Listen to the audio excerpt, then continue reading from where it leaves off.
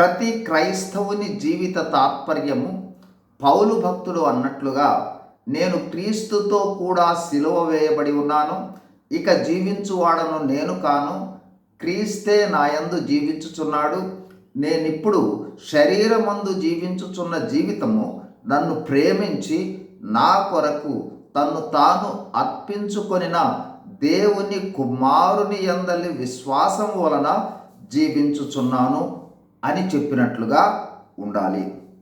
ఈ వాక్యము తెలియచేయు రహస్యమేమనగా, యేసు ప్రభువు శిలువపై మరణించుట వలన మనము నిత్య జీవమునకు వారసులమయ్యాము.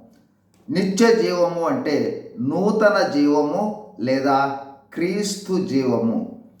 ఆ నిత్య జీవము మన ద్వారా వెల్లడి కావాలంటే మనము సిలువ వేయబడి మరణ అనుభవంలోనికి వెళితే కానీ క్రీస్తు మన ద్వారా వెల్లడి కాడు. తద్వారా నిత్య జీవము అంటే క్రీస్తు జీవము మనలో కార్యసాధకమవుతుంది. God bless you. Thank you.